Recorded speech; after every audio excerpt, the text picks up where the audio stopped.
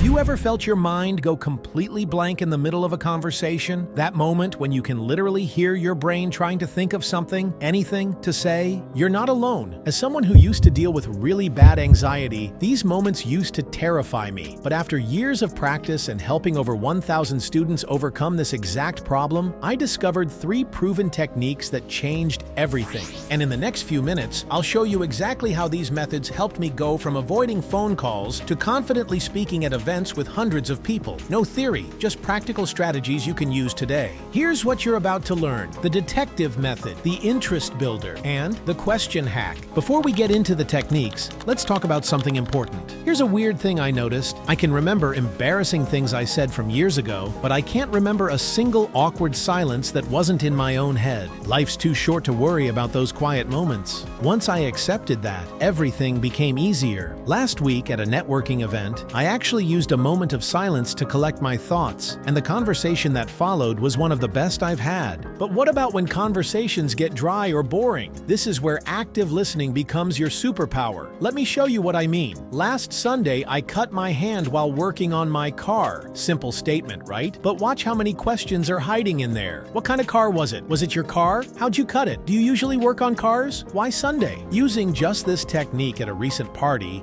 I turned a simple comment, "I just got back from vacation," into a 30-minute conversation about hidden travel gems, local food recommendations, local culture, and historic insights of Rome. Here's something nobody tells you. To have interesting conversations, you need to do interesting things. I didn't waste time wondering what to do. I just started doing things I found fascinating. Working on cars, going on hikes, learning about psychology. You don't have to do what everyone else does. Just follow what genuinely interests you. Last month, I started learning basic car maintenance, and now I can jump into any conversation about cars with actual experience to share. Let's talk about something really important. What makes a question stupid? Is it the one I just asked? Here's what I've learned. If you're genuinely curious and respectful, no question is stupid. Sometimes when conversations get dry, I'll ask things like, "How tall are you?" or "Do you mow your own lawn?" Random? Maybe. But 9 times out of 10, these questions lead to the most interesting conversations. Just last week, asking someone about their lawn led to discovering they're a landscape photographer. Now, here's another important aspect we need to talk about. Sometimes, no matter what you do, conversations won't flow. And that's completely okay. Maybe the other person isn't interested in talking, or maybe you just don't click. I learned to be comfortable with letting go. Like I tell myself, don't water a dead plant. This mindset alone has made me much more confident in social situations. Here's your task. In your next conversation,